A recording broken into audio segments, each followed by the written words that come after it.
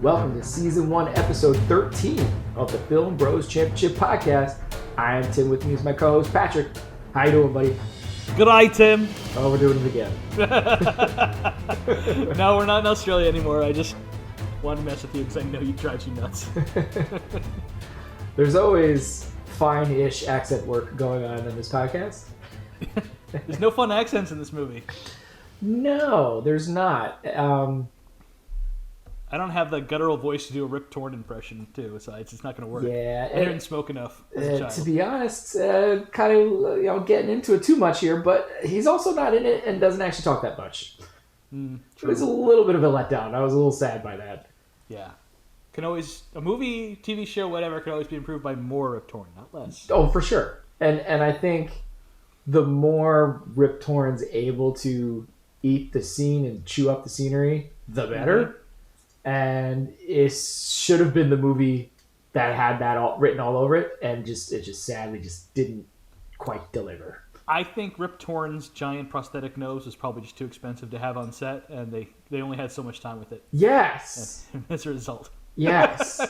So it's funny you bring that up, right? So and you talked about this a little before we started recording, that I decided to watch it with the person that originally introduced us to the movie.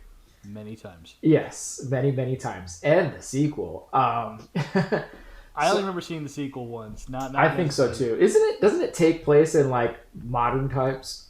Yes, I have it all written down what the sequels are. Yeah, that's nutty. But I had kind of a busy weekend. And I was out of town and such, so I really only had opportunity to fit it in on Sunday. And we had, of course, there's a Super Bowl and everything. So I was like, all right, this is my window to fit it in. And then I was already at at my parents' house, at our parents' house. And so I was like, all right, well, I got to go watch this movie and take notes. Mom, do you know the movie? And yes, it's my mother, yep. Our mother.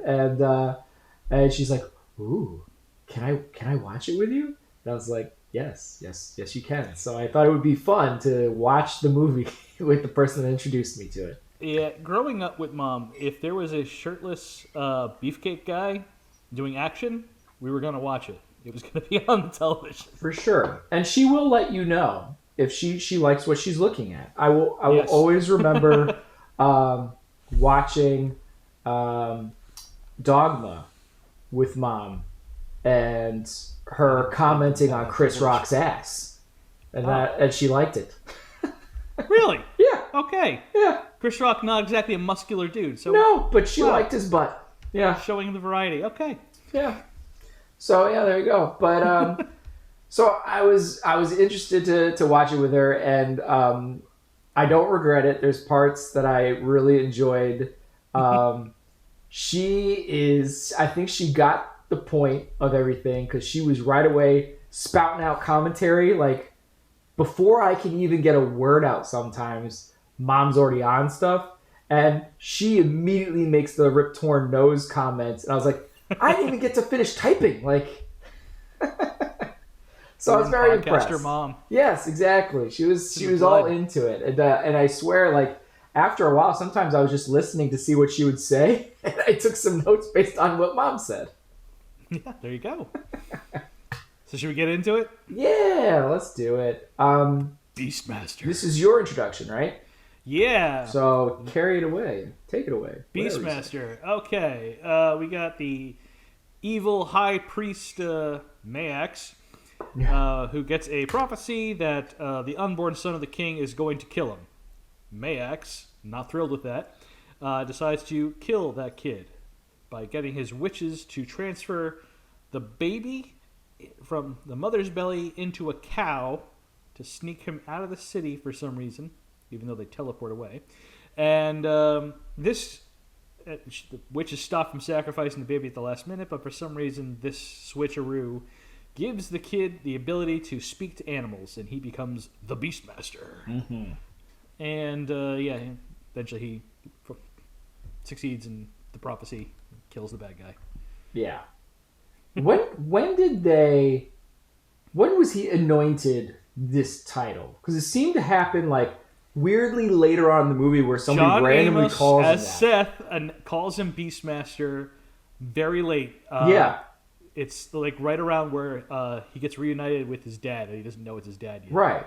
And he's like begging him to help and ignore the old king. That's the note like, I took. Yeah, and I'm like, wait a minute. It takes a while. Did we even hear this before? It just comes out of the blue, and then all of a sudden he's just called Beastmaster a lot of times after the that. Beastmaster. Yeah. It's like, we're all Leo DiCaprio in Once Upon a Time pointing like, oh. It's super weird. Yeah. I guess the only thing that plot-wise that makes sense to what they go through all that shenanigans is there's a child sacrifice thing going on that he's obsessed with his gods with. So I'm assuming that's why they had to do this whole process. But yeah, it's super weird. Yeah, well, it's it's a Don Coscarelli movie, and the guy who made Phantasm. This is his follow-up to Phantasm, so we got some weirdness in it. Oh, for sure. It is interesting. So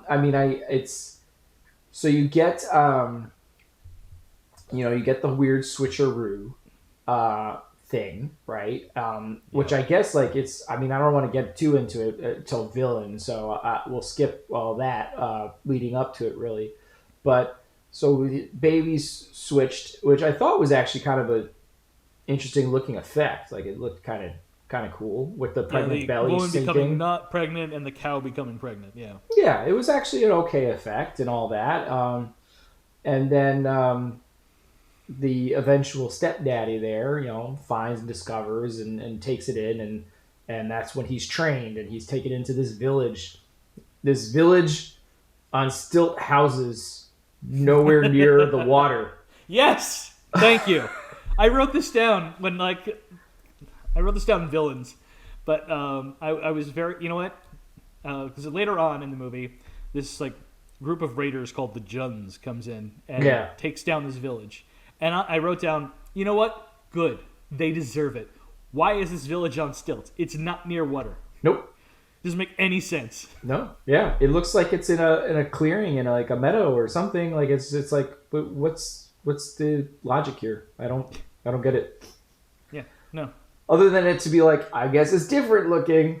It makes no sense. And I guess they're farmers. Yep. And I guess it's strategery to, be in the air and then go to the ground to farm. I don't know. It makes no sense.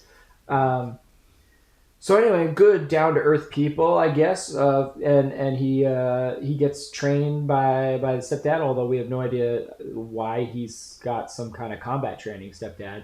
To train him and all. I don't know. It's the world. Got to know how to defend yourself, baby. I guess so. He was able to dispatch a witch. I guess we'll talk about that later. Yeah. So anyway, he seems to be a happy-go-lucky kind of kid / guy, and well, he names him too. Yeah. Dar. Dar. There were times I was calling him Dur. Dur? Wasn't there a cartoon, kind of cavemanish, not caveman. I feel like there was a like a Hanna-Barbera. Yeah, is that it? What was it? Thundar. Thundar? Okay. Yeah. Yeah, that's what I kept thinking every time they said his name. But yeah, and he's got a dog. Toto. Cute dog. They named the damn dog Toto. Yeah, I didn't catch that. Yeah, wow. Oh, boy. Whew. And then, I guess before we really kind of see the dog, right, he, I don't know if this is necessarily action. There's not much action happens, but... We're not talking about action yet. We're just talking about the character. I'm just saying the guy rescues, and he rescues his stepdad because the bear. Stepdad. Yeah, well, a bear comes out of nowhere, kills a guy, and somehow Dar just knows that he is the land-based Aquaman and can talk to these animals. Stares it down. Telepathically, and just, tells the bear, back off. Yeah. And they're going to keep it a secret. Yeah, he gives him the Jonathan Kent speech, you're meant for something greater. I don't know why you have these powers. We're going to keep this on the down low. Yeah. Yeah. So anyway, so he seems like a good-natured person. He's always smiling. He's always happy-go-lucky. He is. He's a sweet boy. Yeah. He's a farmer. Yeah. With that kind of upbringing, he's very well in shape. Is that the term? Well in shape? He's got this very athletic muscle build, I guess. He's not like a Well, we don't really muscle see guy. that at first because we got him in lots of heavy Loose cloth. fitting clothing, yeah. Yeah, because we have to pretend that there's a training scene later on. Yeah, which I guess is just him swinging around a log. And running up hills, a la Rocky 4. Yeah. Rocky 4 stole this bit. And I don't know, like, all of the things he gets, like his, like, aesthetic, his uniform, his costume, whatever you want to call it, like, it isn't really, like, only one weapon, which is barely used, comes from anything or has some kind of background. Nothing else does, where he's like, all right, I'm going to bear down into my loincloth, and then I got this, I don't even know what you would call it, like, what is on top of the loincloth that's just kind of stripes down thing? I don't know. And then he's got a headdress thing that comes from, like, nothing, like, I guess the stepdad's sword and the stepdad's boomerang thing is Kappa. like, yeah, sure. Other than that, there's, like, I don't really understand, like, A year later, we got the glaive and Kroll, which is the exact same thing. although, like, it didn't really seem to be a boomerang till later. At first, it just seems like almost like a throwing weapon, and that's it. There was not much return factor going on until later, or until a little bit later. No, it always comes back to him. I don't remember. No, the first, like, 2 times it's used, it doesn't. There's no return feature Well, the to thing it. only gets used like 3 times in the whole movie. Yeah, It it's disappears. really rarely used. He gives it freaking away at the end. Yeah, except you forget about it. Yeah, exactly. But anyway, the actor playing Dar is Mark Singer. Yeah. You know him from Batman the Animated Series, playing Dr. Kirk Langstrom, Man-Bat. All right. Other people know him from V and, honestly, the 3 Beastmaster movies. I really enjoy the magic noise that plays anytime Dar looks through an animal's eyes, specifically the eagle. Yeah. Yeah. And he looks like completely stoned. As he's like staring off for it. Yeah. And then I guess my next note, like he seems. Oh yeah. I just want to point out one thing too. Like, so when Dar is doing his training session, post tragedy of his dad dying and the whole village being destroyed by the Juns. Yeah. He's doing the training session. He's swinging his sword a lot. He loves doing that move. I'd like to ask. I wish I had a film historian who could find out who was the first person that decided on film a sword doing a figure 8 look cool. Because that's his one move. He's going to do the figure 8 a lot. He loves it. Yeah. It's like almost like a. I don't know what like an intimidation thing. He thinks that just do I it don't or know. something. That's his training. That's him training. Yeah. I'm just doing the figure 8 true. a lot in front of the camera. Yeah, it made me think of Wayne's World 2 when he tears up his pants. Yes, the first guy who came up with the figure 8 with the sword, man, real man of genius. Real man of genius. Exactly. But sad tragedy with the river, little stream that he runs through. That appeared in another movie, Twilight Zone, the movie, and that is where tragedy struck, where people died in real life. Yeah. Oh. Okay then. You're always ready to bring me down. Thank you. I'm always a fan. So yeah, Dar is a bit of a buffoon, innocent. Kind of. He's kind of gross with the ladies. Yep. And that was gonna be one of he's chasing after his loincloth, which 2 ferrets have stolen. Yeah. And he's like, he eventually trains these ferrets or whatever, I guess not trains, but communicates for them to steal the Tanya Roberts clothes. Yeah. And is really forcing himself onto her. And it's a little eek. It's a little ick. It's a little icky. Yeah. But he's so dumb about it that you don't hate him. You're just like, well, this guy's an idiot. Oh, for sure. I think you put it right with the buffoon. Like he's he's a big old dummy. Because I feel like she basically sees through it. Like, this guy's dumb. God, he'll hit on me all the time. This is terrible. But I do like. He's a dork. Yeah, I do like some of his humor though. Like I think he pulls off some of the humor in some of the moments, like when he's trying to have the tiger. It was a tiger, right? It's written in the script to be like a black leopard, but the trainers told the producer director, like, yeah, you don't want to mess with the leopard. Like, they're not trainable. They're kind of temperamental. Yeah, Tigers are good. we can do a tiger. We'll paint it black. That's what it looks like. So they painted the tiger black, and it mostly looks okay, but the paint, they'd have to constantly repaint the tiger. So there's a couple of times where they just didn't get it to the tiger in time. Funnily enough, at the night scenes, where I guess the lights are brightest, that's where you really can see the stripes on the tiger. Yeah, that's I think when I noticed. Yeah, and then but he gets the tiger to like fake attack the girl so he can be all macho in front of her, and then the tiger's not like going, and he's trying to get the tiger to like go. I was like, that's kind of fun. Like he actually pulls off the humor and the facial expressions well in that. Like he's definitely not a like non-emotable person or anything. Like he's got some charisma to him. Yeah, no. When I'm saying he's a buffoon, it is in the script that he's supposed to be this way. Yeah. Mark Singer's not a bad actor in this anyway. I don't know him for a lot of stuff, but he's good. He's doing what he's supposed to do. Yeah. It's just that the hero is written as kind of a dork, like I said. Yeah. He's a bit of a doofus. Yeah. Yeah. But otherwise, yeah, he's got some charisma. He's got some. He filled the loincloth well. Definitely fills the loincloth well, for sure. Apparently, you were saying last time there was like a sexual awakening for some, I guess. And it's I had a friend who told me that that was an important move for this movie, and Conan, which came out 3 months beforehand, was an important movie for her as far as realizing that she was into dudes. Yeah. And it's funny, I rewatched some of the I Love the 80s because I remember them talking about this movie. Yeah. And the first guy talks about it, like, Beastmaster. That's when I knew I was into dudes. I was like, yeah, okay, so this was big for lots of people. All right. It wasn't for me, but, I guess I was too young when I watched it. Yeah, I guess, because you know what? I kind of completely forgot Tanya Roberts was in this movie at first. For the best. Like, I don't remember that part of my youth. Like, I remember my youth so much from A View to a Kill, but for some odd reason, I blanked on her being in... Oh, James! Yeah. It's always like, Ugh. It's very yeah. But I don't have a lot of memories of her being in this movie, so it was interesting. But no, there's a lot of other characters, but I got nothing else to say about him. Just like he's fine, he's okay.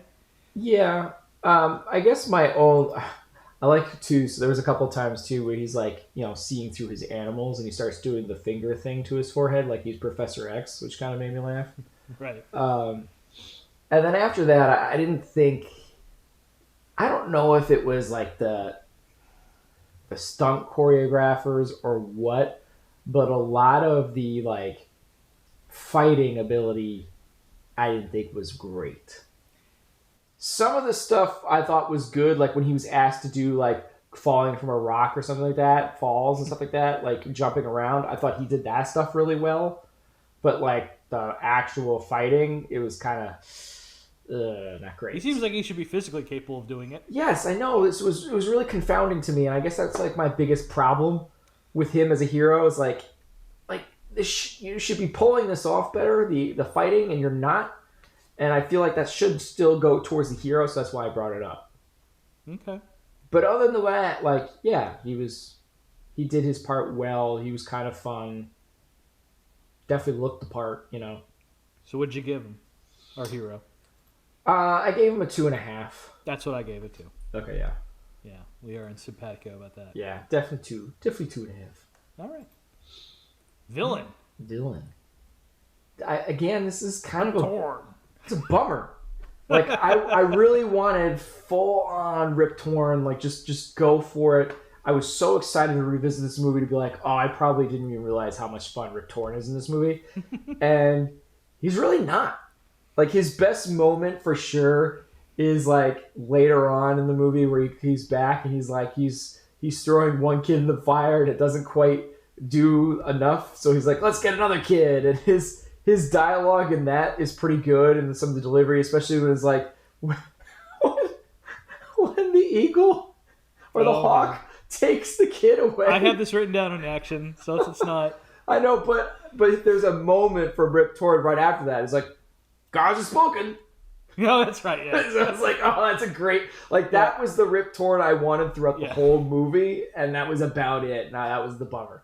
Well, so we want him to be funny, because that's what he's best at. We're thinking Summer Rental and shoot, what was that amazing HBO show? I'm blanking on it all of a sudden. Larry Sanders Show. Larry Sanders Show, yeah. Yeah, you want that Rip Torn. Right. Or Men in Black in that small role. But yeah, I agree. You want him in that role. But I mean, you could still be a villain and just play it up. Like, I just don't think they gave him a lot to do. It's tough to be your usual great goofy self when you're playing the high priest who's really into sacrificing children by throwing them into fire pits. Really into sacrificing children. I don't know if this is like in his thing with the sacrifice. So they already say in the beginning of the movie, like the king confronts him, it's like, you're out of here. You're banned from here because you're really into kid sacrifice. You're threatened to let kid sacrifice. Yeah. I don't know if he's doing that because of the prophecy, if he's still doing it, a lot of it, or that's just his thing. He likes killing kids. I think it's his thing, to be honest. Okay, because he seems to be still searching for Dar. Yeah. At the whole time. Well, because I think to, I guess, end the prophecy, he's got to sacrifice that kid too, I guess. There's a lot of sacrificing, because at one point, there was a bunch of girls that were supposed to be sacrificed. And then there's other points in the movie, too, where they even kind of say it, or show it in the beginning, where he just has some of his priests kill themselves. And the king's like, oh, fanatics. Yeah, that was cool. I really liked that. It was a nice display of strength from him, because the king's confronting him. For sure. And he's like, you're out of here. And, like, he just decides his own, okay, you think you can beat me? Watch what I can do. He, like, snaps his fingers, and his two priests behind him throw these little, I don't know what they're called exactly. Yeah. Cables that go onto the beams or whatever, and they hang themselves just to show. Yeah. Like, damn. All right, then. No, yeah, that was kind of cool. And then, like, he's like, you're going to get put in jail, and then we don't see him till like way later again. I think he gets banished, and that's where he hooks up with the Juns, and the Juns like his shtick, so they put him in charge of that city. Eventually, they take over that city for him. That's the impression I get. Yeah, you're filling in a dialogue. Exactly, you're filling in a lot. Nope. You just kind of have to guess at it. Yeah, and that's what I'm guessing at, because they keep on mentioning there's some connection between him and the Juns. Right. Even though they don't seem to be into his, they're not priests. They're not into his religion at all. But yeah, they don't seem to be fanatics. But they're like hanging out with, because at the Dar's village, he's there for a moment. So it's like he hangs out with them while they sacked a village, and then he leaves. And I think he hooks up with them when he's banished, and they. Yeah, you're filling in a lot of holes, because we. We don't actually know that or not. Anyway, so I was reading some stuff, and apparently Rip Torn is the one who came up with the prosthetic nose. And, oh, really? Yeah, he wanted to play the character like a turkey vulture, he said. Okay. And the director and producer was just like, all right. Sure. We're just happy to have you, man. Okay. So other characters, you got Rip Torn's three witches. Yeah. Who are all like Playboy Playmate bodies, but they have these like mutated, messed up faces. Yeah. And this is how like the movie opens with these people, and you're just like, this thing's gonna be weird. Yeah, and they're like scantily clad and like rubbing up on the cauldron and They're stuff. Grinding on that cauldron. Yeah. So it's very sexualized and like. And then you see the face like, oh. Yeah, and sometimes the masks look really good, and then sometimes when they get too close, they don't look great. Yeah, they look like masks. Yeah. Yeah. But it was cool. I mean, it was different at least. Like I give it that. Like it's a very unique looking witch. Oh yeah. So, and you don't get a lot of that explanation either of like what that relationship really is. I guess. Yeah, I would have liked that to be explored more. Yeah. No idea. I do have a question for you. Okay. How do you think the witch snuck the cow into the king's bedroom? Very sneaky. Sneaky. That's not a word. Anyway, I don't know. Stealth? Stealth cow? I don't know. Stealth cow. We're going stealth cow. Okay. Because like deep sleepers? I don't know. There's like no guards? After her mission accomplished, she gets the baby out of the womb and puts it in the cow. She teleports out of the room. But she's seen walking the cow in. Yeah. So I'm like, what? No, yeah. Cow's not the quietest creatures I've ever heard of, but I think they're just getting you by the look how cool and interesting this was, and don't think about it at all. Yeah, no, you know, because it's like they pour this like green, like liquidish neon stuff that looks like something from Reanimator. It's literally just the fluid from a glow stick that they just poured on them. Yeah. Oh, that stuff is toxic. That's not great. So, like, I guess that paralyzes them, 'Tis the 80s, son. right? Yeah, it is the 80s. Do we ever find out, by the way, what happens to Dar's mom? She died. Well, I've kind of figured, but No, do no, they during say that it? process, she died. Oh, Yeah. did we get clued into that? There is a line of dialogue where Zed is screaming at what and says that killed my wife. Okay, but I wasn't sure if it meant that she died there or she died after the fact. Because I was like, wait, so when did he immediately get out of jail or whatever? Did he immediately take this town over? Did he take over this No, I town much think later? he was banished because they show him walking him out of the city. Okay. So I think he hooks up with the Juns after that. Okay. Man. Yeah, because I guess the kid he has after the fact Yeah. that New was wife. through new wife. Okay. Okay. All right. So anyway, let's talk about the Juns for a quick sec. Yeah. These guys seem to be part of the same gang as Lord Humongous in in Road Warrior. Let's see what else there right here. The leader has this like giant batwing helmet that is just hilariously large. The wings on this thing. I kind of liked it. You did? All right. I kind of like the look of it. I don't know. Okay. Yeah, they're all dressed up in like the same S&M gear as the Humongous's gang. They're really into impaling people. Love impaling people. Yeah, the whole like village got impaled. We unfortunately don't get to see any impaling because it's a PG movie, but you still see the after effects, which is still pretty gnarly to see.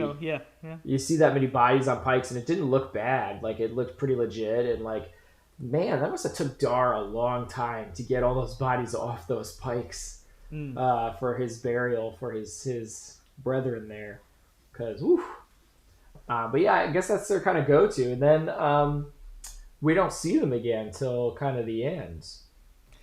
Yeah, instead we got the priests, the underlings for Mayax. Yeah. And I gotta ask, do they have like their tongues cut out or something? Yeah, they don't speak or anything. They just growl. Like, and then you got those. I don't know if they got names. Those Death Guards. Is that what they're called? With the glowy eyes? Yeah. They're called Death Guards? Death Guards. They say Death Guards a couple times. You should have read Okay. So, yeah, that's an interesting one. You finally get clued in, I guess, how they're made. And they're not really good at controlling them. No, they just become mindless beasts. I know, but it's like, what is the point of this? Because it's like, they end up a lot of them dying from them, too. Like, you're losing a lot of priests with these Death Guards. It's kind of insane. And the Death Guards are cool looking in shadow. Because all you see is the glowing eyes and the arms coming out. And it's like, oh, these must be cool. Like, no, these are more S&M people. Yeah. And the one Death... They all just, like, kind of run flailingly. Yeah, they just do this with their arms. Yeah. It was funny because either mom was kind of like, well, it looks really bad. They keep doing that. I was like, yeah. And she was all... anyway, yeah, it was funny. And it's like they're making noises. It's just doing the flailing thing and hitting things. And at one point, I think some priests have them have like 3 on a leash, and then that doesn't go well either. And no, it does not. Yeah. So it's One thing I'd love to talk about with the witches. So the witches all die off one by one. Yeah. First one early on by Dara's stepdad. They all kind of Obi-Wan Kenobi-ish. Yeah, they disappear after they died. Yeah. But they don't. They're gone. They're definitely dead. Yeah, but they leave a cackle laugh thing before they die too, which is sure interesting. do. Yeah, but for some reason, they keep on doing the overhead shot of the cauldron. Yeah, so they can spy on what's going on in the world. Right. And every time they do that overhead shot, there are 6 hands on the cauldron. Yeah. So they just took like the shot from the beginning and just kept using it? Yeah, it doesn't matter how many witches are dead. There's always 6 hands on the cauldron showing what's going on. I'm like, oh, guys, come on. That was an easy fix. They probably thought nobody would notice. Save themselves some money. Don't have to keep reshooting. Just I guess. Play musical chairs. Oh, okay, we're going to do this again. Now you move out. And a lot of their watching happens with this ring. Yeah. There's like this ring with has this giant eyeball on it that opens up and And oh man, that thing is creepy. It's creepy. Don't It like looks cool, but it's insane how long it takes them to discover this giant freaking ring with a pretty sizable eyeball in it. It's a sneaky eye. I guess it's only like is everybody asleep now? Okay, I gotta look in here now. So that's all I got written up for the villains. It's a lot of style, really cool style, but there's no substance. There's not really much execution from a lot of these villains. Like it's like, oh, this might be cool. Oh, no, it's not. Rip Torn, awesome, doesn't get to do a whole lot. It's like, so it's just some cool, interesting. Yeah, you're right. Cool, interesting ideas. A lot of good theories and stuff. Just not well done. What'd you give them? Out of the coolness of some of the ideas, I kind of went 2. I went at 2.5. Oh, I didn't go for the half point. I appreciated the variety of interesting style. Yeah, that's why I thought I was giving it nice by giving it an extra point and going to a 2. I didn't really see much else to give it more. I guess if anything, maybe I can be talked into later about giving it a half point just because Rip Torn, even though Rip Torn was kind of a bummer, like it's just not what I want. I don't know. I think he deserves it, and I'll explain why in a little bit. I honestly, and I'll tease it here because of the way Rip Torn goes out. Yeah, I kind of want to applaud this movie. Okay, I guess we'll come back. It is very original. Okay, fair enough. I think no other person in movie history has been taken out the way Rip Torn is taken out in this movie. Yeah, fair enough. Okay. All right, so we'll leave it. We'll table it. It's at a 2 or 2.5 right now. Yeah. So action. Yeah. Ooh. A lot of loincloths and a lot of slow. Yep. And, so the first action scene is Dar's adopted dad versus the witch. Yeah. That's about to sacrifice baby Dar. Mm-hmm. And it's set up creepy.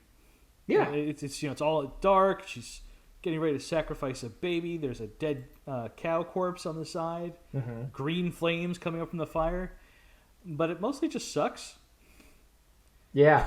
Doesn't he just throw his little dagger thing and that's it? Basically? Yeah, eventually. Well, no. Like first, he takes out his sword and she's able to like telekinetically lift his sword in the air and make it dance, and then throws it down to the ground. He just picks it up. And he's like, "Oh yeah, that was lame. That was lame." Yeah. And then he throws his kappa and gets her in the back, and that's the end of that. Yeah. All right. Cool. Yeah. Yeah. Some of the stuff in the village was kind of cool. I mean, the bear thing was like, it had an interesting idea that ended up just looking really lame. So the bear, yeah, the bear ended up attacking the trainer. Good. And he had to go to the hospital. Oh no, not good. I don't want to go to the hospital. And that was like Mark Singer's first day on set, and they're like, "All right, well that all happened. Let's move on, Mark. Let's go to your next scene." Mark's like, "What?" I think I liked everything before the bear popped out.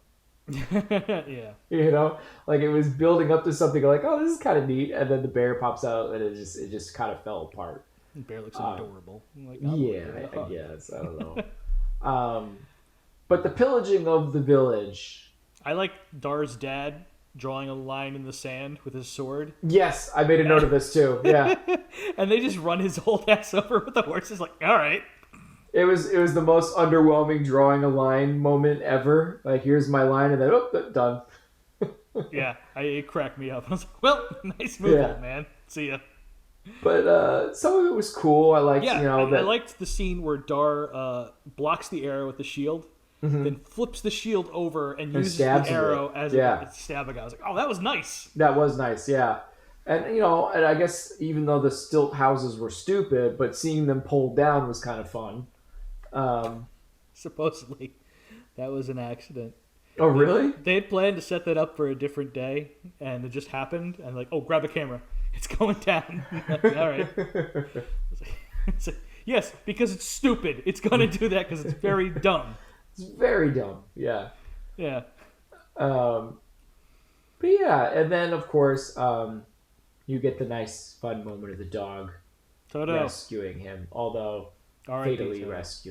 fatally rescues. Or I'm whatever. gonna pretty much get into all of his animal friends in the sidekicks. Sidekicks, fair enough. Okay. I wasn't sure he would count it as a full sidekick because he has a very small part, but Gave his life, Tim. that's true. True. Dog was Dog's awesome. a hero. Dog, yeah. I agreed. Better than that lame ass eagle. Yeah. Well, the eagle's kind of huge, I guess, plot wise. But whatever. Yeah. Okay. Fair enough. But yeah. So there's the next fight scene is when he's saving the tiger, and boy, Yeah. it sucks. Yep. It is garbage slow. Yep. It looks like about as good as you'd see on an episode of Star Trek. Yeah, the I think original that's about series, the accurate. 60s. You can almost hear them swinging their swords like dun dun dun dun dun. Yeah. Dun, dun. It's bad. Yeah, exactly. Is that before or after the ferrets? That's after the ferrets. Because the ferrets help in the fight by stealing one of the arrows from okay. the crossbow guys. Yeah, which I guess there's like a part of the fight where during it he kind of slides or falls down like a side rock face. Yeah, a guy pops up behind him and he's like, oh, and yeah. That looked legit. That looked good. It did. Yeah. And I'm like, ooh, that hurt. That did not feel good. That was my note too. That looked like it hurt. Yep. There's nothing soft about that. Not at all. That's not that's what I'll give. Like there were some nice falls and stuff like that in this movie that I actually thought they did a good job with, but sadly the rest of it is just like slow. Yeah, all the fighting is not good. All the fighting is lame. No one pulls it off, and not a single character. Nope. I think the coolest move is the shield thing with the arrow. I think that's about it. And everything else, you can do the figure eight with the sword, and but then when it actually comes to actually having combat, it's just real slow from his half brother, and to. Well, here's the time I would love to talk about it. The eagle picking up the dummy. Oh yeah. It's supposed to be the little girl. The dummy they strap to that eagle has to be, I don't know, about the size of a G.I. Joe. Yeah, because this girl is huge. Giant. This eagle is supposed to be picking up. It's a normal sized eagle. It's not a big eagle. It's not a giant eagle or something. It's not fantasy. It's a normal eagle. And I think they animated the kid into the eagle's claws later on. And it's supposed to be this like far away shot. Like, nobody's gonna notice. Yes, we did. And then later on, you got the rescue of Kiri at the raft, which. Yeah. Is this when they were trying to save her from being sacrificed? Yeah. Yeah. Which is like, I don't really understand it. Why are they being dragged so far away? What's the significance of her and these other girls being sacrificed? And then did you notice, because this is funny, because Mom pointed this out, because like the action scene is over and they're about to sail away, and Mom goes, where did the other girls go that were supposed to be sacrificed? It's a good point, Mom. I have no idea. Yeah, they disappeared during the action sequence. I guess they ran. That's not the number one thing that bothered me. Okay. Because first off, you got the the priests somehow come up with bows and arrows and start shooting at them as they're trying to get away on this raft. Which all they do is hit the posts on this raft. Mm-hmm. They keep on hitting these posts like they're aiming for them. These are not good shots. Yeah. But they decide to cut the rope. And it's a pull raft, right? So they're just pulling from one side of the lake to the other or whatever. Right. So they cut the rope, and somehow an oar appears on this raft. Yeah. And they steer their ways to safety. Like, where'd the oar come from? In case of emergencies? It was a pull raft. I don't know. In case someone somehow gets the rope? I don't know. All right. But it's nonsense. And again, none of it's good. The only thing I liked about that sequence is actually when they're all like the priests are all kind of tied up, and Tanya Roberts just knocks them in to drown them. We got to get away faster. It's like, we need to get rid of weight. And she's like, yeah. I was like, yeah, Tanya Roberts, that was pretty cool. I mean, it's not much of an action. It was just hitting them in. It was just kind of badass. She's got those Charlie Angels hot kicks. She's still got it. Yeah. I liked the when they enter Mayak's temple, and Dar is sneaking around, and you can see there's a priest waiting for him to ambush him. Oh yeah. Somehow the tiger ambushes the ambusher. Yeah. I always appreciate that. Doesn't Sure. It's a cool stunt with like the tiger jumping on him and everything like that. And but man, how did the priest not know the tiger was there?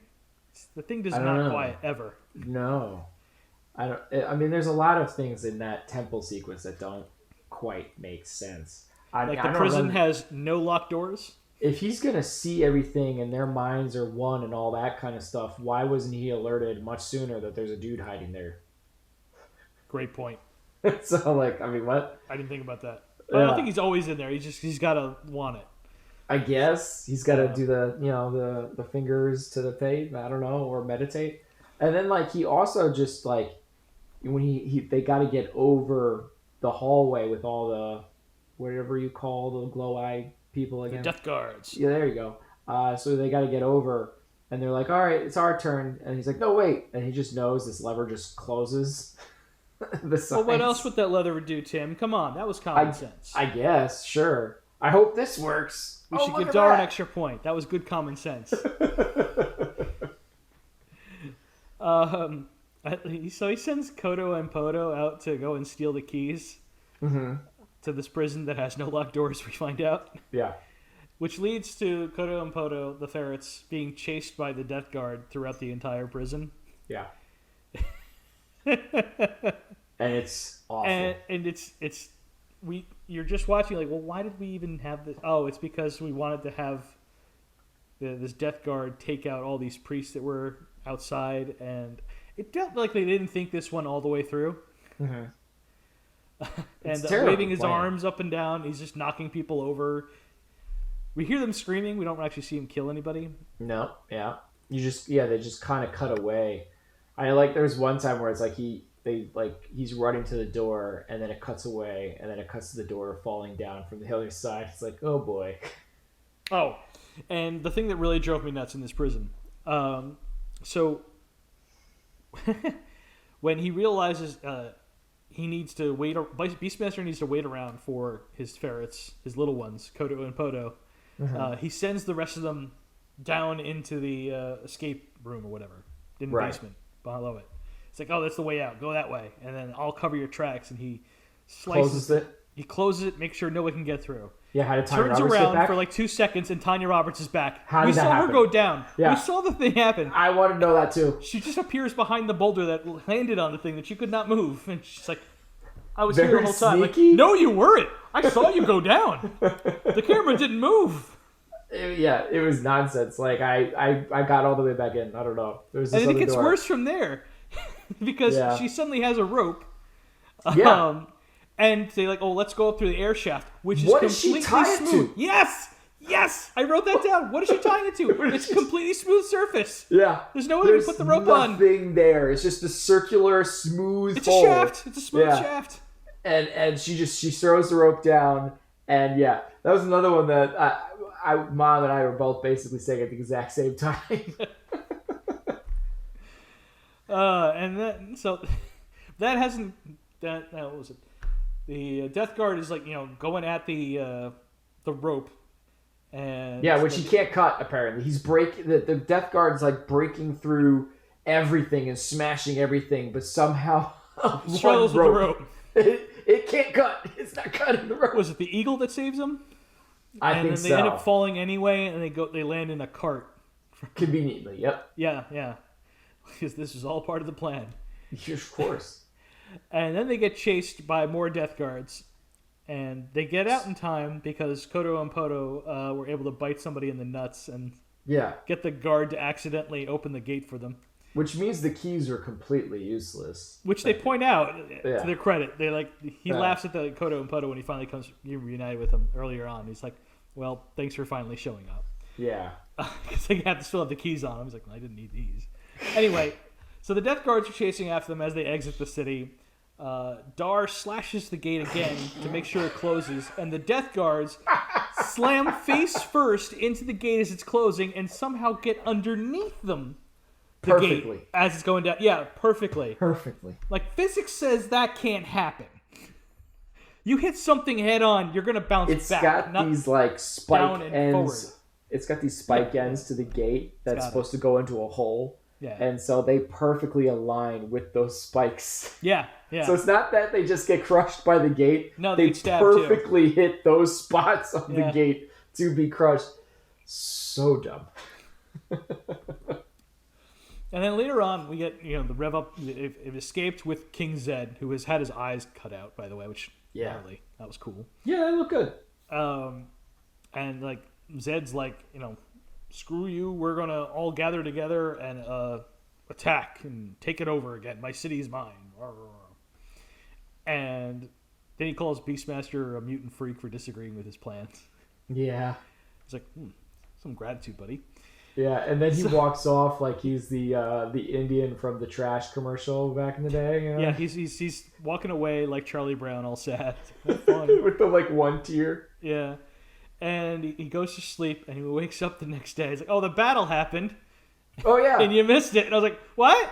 They were just captured. Yeah, we see them like arriving to be executed, and it's like, well, okay, we just missed the whole part. What's killer too is that the eye opens up, and they hear the whole plan, and they realize that's when the eye is like, "Oh shit, the eye," and that's when they stab the eye, which looks cool, and it blinds the last witch. Yeah. And we haven't talked about him yet, but John Amos playing Seth tells the king, like, well, we can't attack now. They know our plan. He's like, no, we're going to do it anyway. Yep. All right. And anyway, so yeah, that leads to the big fight at the temple. It would have been fine not to see them get captured and all that if they actually played it for good humor or something. Yeah, like the sword and the sorcerer. Yes. Hey, right? Look at that. Exactly. Yeah, bringing it back to Sword and Sorcerer. If they did it like that, they did the hard cut to them in jail. Exactly. Right. Then it's fine, but that's not what they did. No. It's just like, they have what? Sacco, the guy with the cart, come over and tell him like, here's what happened. Yeah. It's like, oh, you missed this. Let me catch you up to speed. Previously. And Dar's like, I can't let anything bad happen to Kiri. Kind of cares about everyone else, but Kiri's the one. Yeah. So he does just a hard charge up the temple and just takes out all the guards. Yep. and in not a fun way. Yeah. Well, the only thing that's good about this scene, as he's charging up this very high temple with very high steps, is that they have a bunch of people have to fall down these high steps. Yeah. And that's real steps. And you see very throughout the whole movie, every character is struggling to get up these steps. Yeah. There's not a single character that gets up it easily. And this is apparently, they couldn't find any stuntmen who were willing to do it. So there's one guy who was trying to break into the business, like, I'll give it a shot. Oh, poor guy. And I think it was just him over and over again in every shot of him falling down the steps. Oh. Yeah. Ow. But yeah, all the sword fighting in this is just slow and pitiful again. Yeah. It's very meh. It's very slow. It's not entertaining. So what is entertaining in the temple attack is poor Kodo the ferret sacrificing himself to save Dar. Yeah. From Rip Torn, who is like 20 feet from him. Really, he wasn't in big danger, but he jumps up onto Mayax and starts biting at his his back, his neck and stuff. The ferret makes quite a leap to get to him. And he really does, draws some blood. It's about the only blood we see in this movie. Yeah. And this causes Rip Torn to fall into the fire pit with poor Kodo. So Rip Torn, death by ferret. Yep. I think the only man who's ever happened to in a movie. Well, the ferret helped, I guess, him die by fire. It's like, oh my god, that's so sad that Kodo died. Oh my god, Rip Torn got taken out by a ferret. It's rough, dude. Well, I mean, and that's like the second time, right? Because doesn't he get like shot earlier or slightly earlier in the battle, so you think he's done, and then like, oh, surprise, he's alive, and that's when the ferret thing happened? Yeah. It's the one last scare. Yeah, exactly. Yeah. Yeah. But the movie's not done. Nope. We have a whole other battle sequence to go through. Because Mayax's boys, the Juns, are just like, they're not happy that the guy got taken out. Yeah. So they're gonna come to the city here, and they actually have a plan this time. It sounds like, instead of what the king did earlier, who I guess died, right? Didn't the king, his dad, die? No. He dies up on the temple attack. Yeah, that's what I thought. Yeah. And that's when he's right before he dies. He figures out who the Dar Beastmaster is son. Yeah. But anyway, yeah. So there was some cool stuff in the end battle. Yeah, the moat of tar explosion was really cool looking. That was a really cool explosion. Yeah. Yeah. And I feel like, so again, it's like the stunts are good, but when it actually comes to combat and fighting, it's still not great. It's still terrible. And that's the problem. Like, it's like, I got to give it some credit for at least the stunts and things that it tries to do. But I like that this section of the movie pretends that the Jun leader is able to do like a 15-foot, 20-foot jump on his horse over a flaming tar moat. Yeah. From one side of the bridge to the other. And then the actual fight with Dar is... he fights like a Super Mario villain at the end of a castle. He's just waving around this giant stick, and he constantly misses Dar. Yes. So like he gets it stuck in a there's bridge. Two different weapons, right? He's got a sword, and he's got this like axe weird looking thing. That's his main. Yeah, and it gets stuck twice. Yeah. Yeah, it is so insane. He gets it stuck in the bridge post or whatever. Gets it unstuck. Yeah. Gets it stuck again, and then Dar flips him, and he falls onto it. He gets stuck on his own weapon. Yeah. And it's like sticking out of his back then. It kind of made me think of Mario 64 when you play like Koopa, and every time you get his tail, you're like, ah! Yeah, exactly. Exactly. Like I said, like a Super Mario villain. Yeah. And then Dar does an amazing Rocketeer high kick. Rocket high kick, sorry. And kicks him. We got really high in that. And kicks him into the tar moat that's flaming on fire. End of Jun leader. And then that's basically end of action. Yep. The rest of the Juns get taken out by the Eagle people, who we will talk about a little later. Yes. So I went 2. I also went 2. Dar's sword remains bloodless throughout the entire movie. Because this is supposed to be a PG movie made for 10-year-old boys. Although there's full-on nudity and such in the movie. That was acceptable back then. You could show a pair of tits and it was okay. Yeah, I guess so. Just as long as there was nothing sexual else going on, which there wasn't. She was just bathing in a stream. I gave it a 2, but like I said, like it's harsh because that's how we grade things here. But I think it's fair. When we were 10, we liked this movie. It worked for us. It hit the target audience. Well, to be honest, like the movie ended, and Mom was. Who was a full-grown adult liking this movie, was like, I remember the action being better. And I was like, yeah, to be honest, I did too. But it was pretty lame. So yeah, I also gave it a 2. Yeah, all right. So we both go on 2 there. Yeah. All right. So mentor sidekick. So a lot of sidekicks in this. Yeah, a lot. So Dar starts off with Toto the dog. Right. Then he's got an eagle named Sharak, who I have not heard named in this movie. I had to look that one up. Yeah. Wait, who was named Sharak? What? The eagle. Oh, okay. I didn't realize that. Okay, yeah. I had to look that one up. His stepdad is kind of mentor. Doesn't last that long, but... Well, hold on. I got to go through the animals first. Well, okay. I didn't know you were starting with the animals. I thought you were going in like chronological order, so that's why I was like, well, the stepdad kind of counts as a mentor, but okay. Anyway, then the 2 ferrets named Kodo and Poto. Yes. Who are his little thieves. And finally, a tiger painted black named Ruh. What? Ruh? Really? R-U-H. How did he say it? I don't remember. Ruh. The only one he like talks in the animal's language with is the eagle. Yeah, he always screeches for the eagle, but everyone else he can telepathically or just talks to like a normal person. Or just talks to, yeah. I don't know why the eagle had to have his own language. I don't know either. Maybe the other animals are like, fine, I'll speak to you in English, and the eagle's like, no, you will address me in my tongue. There you go. Stuck up eagle. So really appreciated Toto. who sacrificed himself to save Dar. They had to get a hot dog and rub it on Mark Singer's face to get the dog to lick him. Okay. I enjoyed that. Kodo and Poto are a bunch of punk thieves and are mostly useless, good for stealing clothes and biting people in the nuts. or killing the main bad guy. Come on, right? Yep. All right. That's fair. Fair to Kodo. Sorry. Respect to Kodo. Mom was really excited that she remembered their names. That is impressive. Good for her. Yeah. I could not have. She was like, we were like trying to watch the movie. She's like listing off names.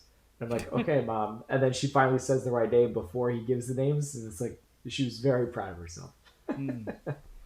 So then you got, Dar's stepdad, who is, you said, sort of a mentor character to him. Taught him how to fight. He does this Pa Kent thing, like you said. Yeah. Then you got Tanya Roberts. I don't know what she does. She's pretty. She's at one point in the temple is off doing something, and I have no idea what the heck she's doing. She disappears for like 15 seconds, goes into a secret passage. Like, oh, what is she up to? I know. They really make it seem like she's up to something. Like, oh, she's a secret villain or something. She just comes back with a new dress that's just as short as the last one, but it has sleeves now, and a knife belt. Because she has these little knives that you can throw. Does she end up throwing knives? Gosh, yeah, a few times. Remember that. A few times, yeah. Missed that part. All right. Yeah. The director, Coscarelli, originally wanted Demi Moore for the part. Oh, that would have been interesting. And he got overruled. Man, that was so weird and annoying. Was like, where is she going? What is, like, I thought really something was happening there, and nope. I just thought it was really funny because, like, minutes later, before they go in to the temple, the tiny dress that they have her in rides up a bit, and you see her ass. She's I'm like, so I'm like, okay. She comes in with a new dress, makes sense. Should be more battle. Nope, same length. Yep, and basically, I didn't even realize that she had a new outfit on. That's how similar it looked. The sleeves, the sleeves, and the belt. And so I guess her big, like, real thing that she does is kill the priests that were already kind of, tied up and drowns them. And I guess helps Dar get out of that room with her magic teleportation powers. Sure does. And the rope. The magic rope. And the magic rope, yeah. Then you got the Eagle People. Yes! This is the number one thing I remembered from this movie. Yes. Because it scared the shit out of me as a young child. Yeah, it was funny because as soon as we were getting to that part, Mom was like, do you remember this part? Like, she was so excited for it to happen. She probably remembers me covering my face. It's like, what is going on? Yeah. Because it is, like, messed up and dark. Yeah. And there's never an explanation. Despite them being called the Eagle People... Yeah, they're bats. I suppose they can fly. Yeah, they seem to be all like made out of like leather or whatever, and they seem to be kind of wet, which is the key to a good horror creature. Mm-hmm. You don't want to touch it. Yeah, and they're really big into wrapping people into their wings and vomiting acid onto them. Yeah, and they're just like become bones. And you see them like reaching out and pressing on the wings, and it's just like it's like latex, gross, leather looking things. Yeah, and it looks real nasty, and it looks pretty good. Like, it does. Still works. It still looks pretty good, and it's really creepy. And I think Dar there is really like, what did I just walk into? I appreciate the whole time he is as freaked out as everyone else should be. Yeah. And he just survives only because they see his eagle friend. They're like, oh, okay, he's one of us. He's one of us, guy. He's one of us. Yeah, the eagle flies to him. So they're like, oh, okay. There's like an eagle statue next to him. Like, oh, okay, all right. Well, and then they randomly give him this little medallion. Eagle medal. Yeah. Which somehow he just knows to use to like call them when you miss. Somehow he's like, all right, these people are coming. The jar are coming. So here's this medal. I guess it's going to get me something. It was really weird. But they show up. They show up at the end and kill the rest of the Juns for him as they surround him, and they do their vomit acid thing again. It's like, again, it looks pretty cool, and it's like, all right, this kind of. And I like too when they're doing that, they're all like, yeah, let's go. We don't need to see the rest of this. Just back away. I don't really know what's happening. This is really messed up, but I got what I wanted. But let's uncomfortably leave now. Yeah. All right. Then you got Sacco. Is that the other doofus town guy? Yeah, he seems to be some kind of merchant, but the way he describes it, you saved my kid, thank you, but I'm a coward. I don't know. No. That he's the father, like you said, father of that kid the eagle saves, but from Mayax. But he describes the city is now like a breeding center for the sacrifices for Mayax, and they're not allowed to leave. But he's able to come and go as he pleases all the time. But he comes and picks them up and such. So clearly, he's now. Yeah, like you can't go. We're not allowed to leave and like the beast's like, I'll be fine. And he's out. I'm like, okay, he's just out. And then when they need to sneak back in the city, Sacco was there with his... In the nick of time. Yeah. And it's like, and he's got some rough line deliveries at times. Beastmaster! The battle is over! Yeah. It's rough. My favorite, though, you got John Amos as Seth. Yeah. Former guard to King Zed and now a bodyguard to Zed's son Tal. Yeah, he's also really bad at fighting. I mean... Okay, hold on. Just in the movie, it looks terrible. First off, respect to John Amos wearing this leather ridiculous outfit. Supposedly, on the first day that they were in costume together, Mark Singer and John Amos took one look at each other and just started laughing. That's an appropriate response. And John Amos in the I Love the 80s bit talked about like that outfit. He's like, I got invited to a lot of weird parties because of that outfit. I'll admit, the dude looked all right in it. Yeah. It covers his belly well. Yeah. And so his giant arms are just on display throughout the whole thing. And he swings like a big stick. Yeah. And it's slow. Well, yeah. Yeah. Like everything else. It's like, oh man, good thing they evaded that staff. It was really coming at them. Even the kid, the half-brother, gets in the loincloth action towards the end. I wrote that down too. I was like, oh, that poor kid. They really had to put him in the loincloth too? He's like 12. Join the party. That's... In order to fight, you have to be in as little of clothing as possible. I feel like this is like the whole gist of like every fantasy game you get forever is like everybody's got to be like littlest clothed as possible. Yeah, and you got to slowly build up your armor and everything. Yeah. Yeah. And at the end you find out Poto had babies, so I guess Poto was a lady. Yeah. And so I guess so. More ferrets, and that's it. What did you give? Did they look, by the way, sometimes in those faraway shots when they're trying to show the ferrets are in his bag, they're clearly not live ferrets. Oh yeah, they're puppets. Yeah. Yeah, but to me, when they're kind of just dangling though in some of those shots, I'm like right now it looks like he's got dead ferrets in his bag and it's messed up looking. I'll be honest, I couldn't stop staring at Mark Singer's pecs. I missed most of that. Fair enough. Fair enough. So what did you give Sidekicks? I might have been mean on this one. I went 2. I gave it 2.5 as well. I went 2. I just went. I know, but I'm 2. saying yeah. Just like I did for Villain, and I gave it a 2.5. I feel like I could go 2.5 on one of these, but not both. Not that it really matters. I guess that's fine. I can live with that. I think if anything, it should go to the Sidekick just because the Bat Eagle guys were cool. Yeah, they are. And animals. I see. I don't love this movie as an adult, obviously, but I love its ambition, and it worked for me as a 10-year-old boy, and that was the target audience. Yeah. So I wanted to give it like a final score of 9.5, which is what it would be if I got both my 2.5s. Yeah, I have it at 8.5. But I guess at 9, it's fine, and then it's still above a bunch of stuff. Yeah, I mean, it's still making me go higher. All right. So yeah, I'll have it as a 9 now. Okay. All right. Fair enough. Yeah. Movie was shot in Southern California, just a little outside of Vegas. I really love the miniature city that they created for Arak and the temple. It's a miniature, obviously. Yeah, I've seen better miniatures. But I'm always a big fan of miniatures. Fair enough. So this movie got really cheap with them on the animals. They didn't hire the best animal actors because they only had so much money. So this is what Don Coscarelli says. Every time a new animal would arrive on the set, we'd find out they couldn't do anything, basically.